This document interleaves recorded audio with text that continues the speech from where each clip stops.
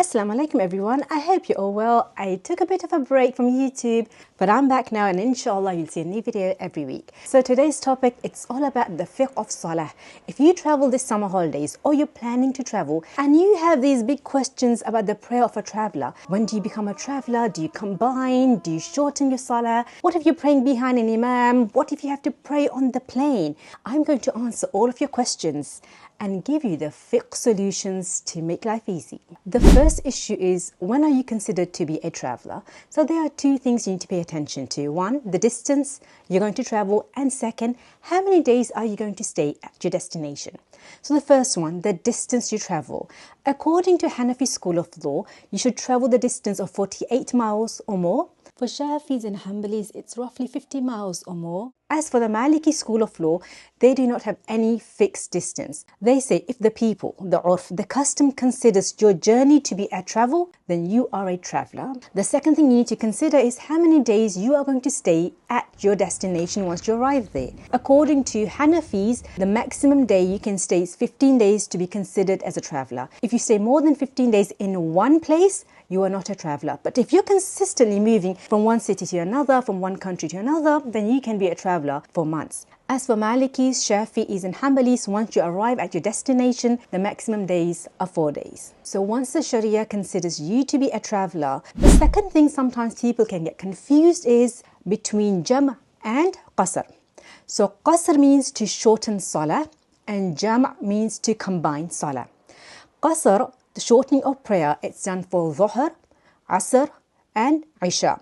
So instead of praying 4 rak'at, you will pray 2. As for Fajr and Maghrib, they remain the same. There's no shortening of these two.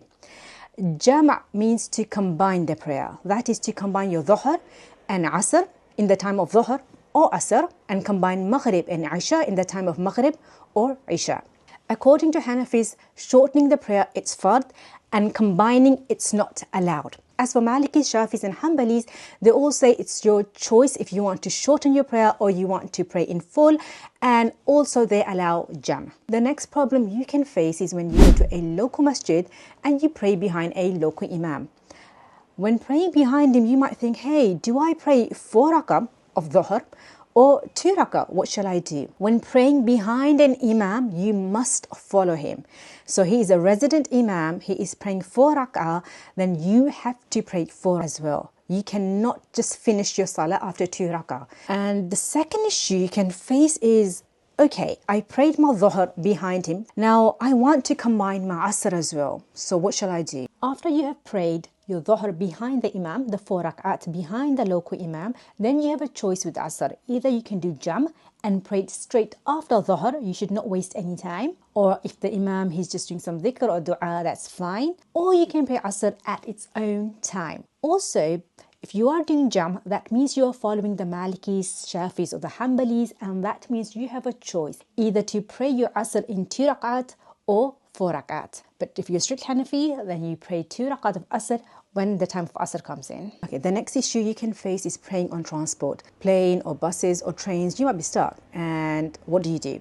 So first of all, if it's possible to wait and pray normally, that's the first option. If it's not, then you have to pray on your transport. So for example, if you're on the plane and it's time to pray, you do try your best to stand and pray. But if that's not possible, it's okay. You just sit down and you pray. Also, you try to figure out what's the direction of the Qibla and try to face that direction, at least in the beginning of the Salah. And if it's possible to continue, facing that direction, do that. If not, it's okay, you just sit in your seat and you pray. Now, there's a simple rule. Salah never gets dropped. You must pray. And in that time, you try to do the best you can. And you do not have to repeat the Salah afterwards. Next two common problems are, number one, wudu. If water is available, obviously you have to use water. And if there's no water available, then you can do Tayammum.